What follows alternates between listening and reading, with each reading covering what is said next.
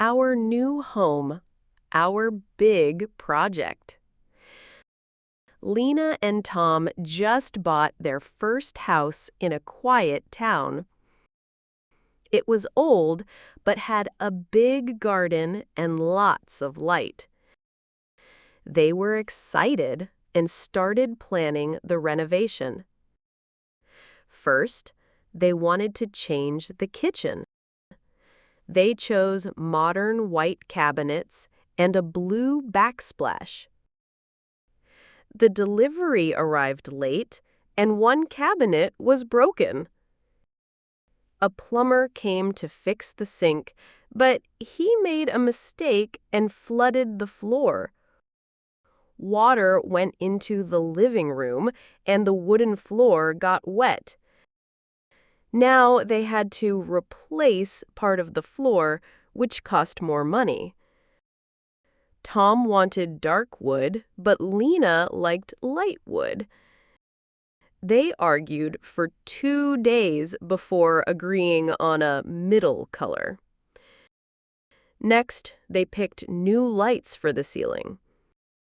The electrician said the old wires were not safe. They needed new wiring, and that meant opening the walls. Dust and noise filled the house for a week.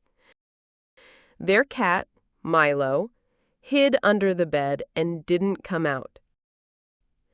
Painting the walls was supposed to be fun. They chose a soft green for the bedroom and gray for the living room. But the first paint looked too dark, so they painted again. 3 coats later, it looked just right. While working, Tom found old letters behind a wall. They were from the 1950s, written by a woman named Clara. She wrote about her family and dreams for the house. Lena felt emotional and wanted to keep the house's history. They decided to save one old door with carvings instead of replacing it. The bathroom tiles cracked when the worker dropped a tool. New tiles had to be ordered from another city. It took 10 more days to finish the bathroom.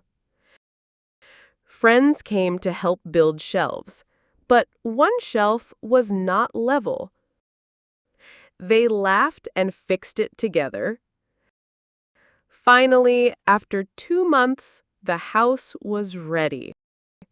They had a small party with tea, cake, and music. Milo finally came out and sat by the window in the sun. Lena looked around and felt proud. It wasn't perfect, but it was theirs. Every scratch and color told a story. They learned that a home is not just walls and floors, it's love, time, and patience.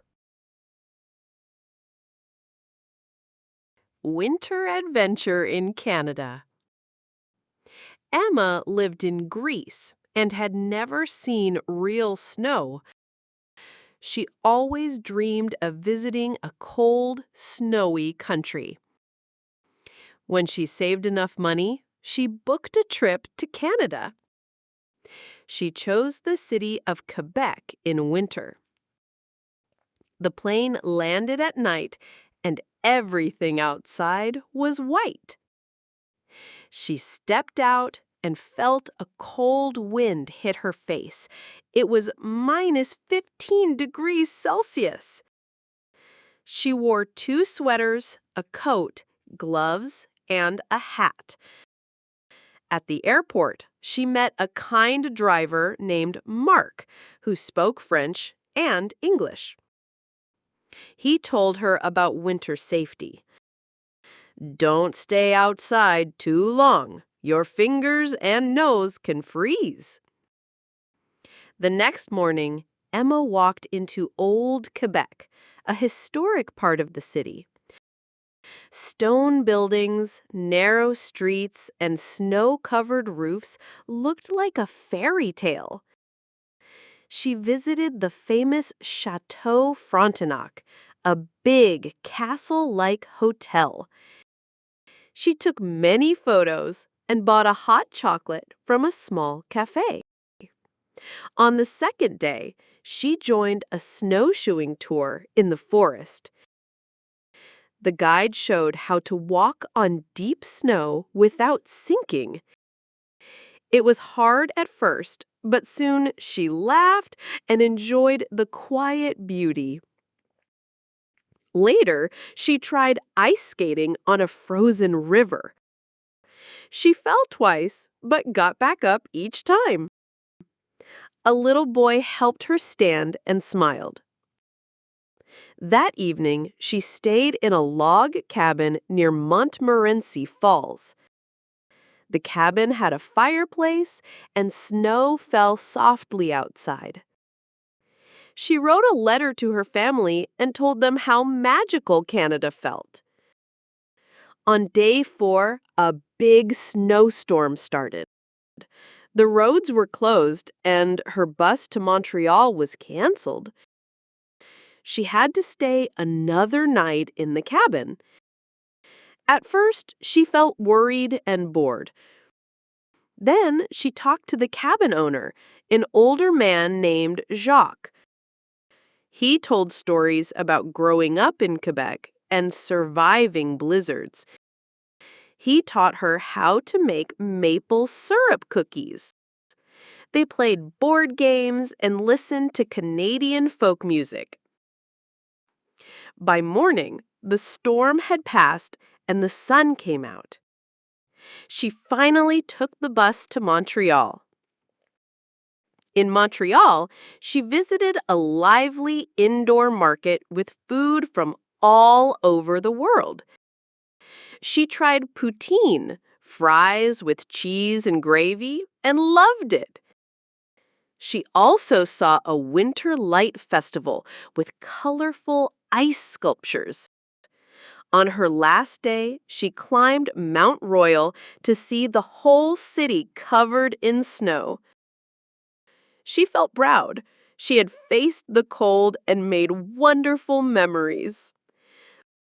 Back home, she showed her photos and told everyone, Canada is cold but full of warmth.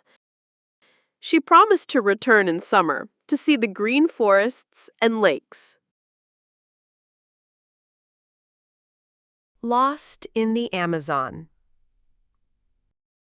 Jake was a 24-year-old biology student from Canada.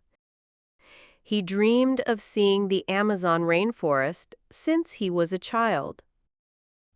When he got a chance to join a research trip, he said yes at once. The team flew to Brazil and took a small boat up the river. They reached a village where the local guide, Raphael, met them. Raphael knew the forest well and warned them, never go alone. The first days were amazing. Jake saw monkeys, colorful birds, and giant trees. He helped collect plant samples and wrote notes every evening. One morning, he saw a rare blue flower far off the path. He wanted to photograph it for his project. Without telling anyone, he walked into the forest. The flower was more beautiful up close, and he took many pictures. But when he turned around, the trees all looked the same. He couldn't find the path. His phone had no signal, and his compass was back in the tent. Panic started to grow in his chest. He walked for hours, but only saw more trees and vines. Night came fast in the rainforest. He heard strange animal sounds and saw glowing eyes in the dark. Afraid, He climbed a tree and tried to sleep on a thick branch. Rain fell heavily, and he got soaked and cold. In the morning, his lips were dry and his head hurt. He found a small stream and drank the water, but it made his stomach hurt. Later, he saw footprints, not human, but big, like a jaguar's. He broke a stick to make a simple weapon. On the third day, he ate a strange fruit and felt dizzy. He remembered Raphael's words, "Some plants can make you sick." Weak and tired, he sat by a tree and thought about giving up.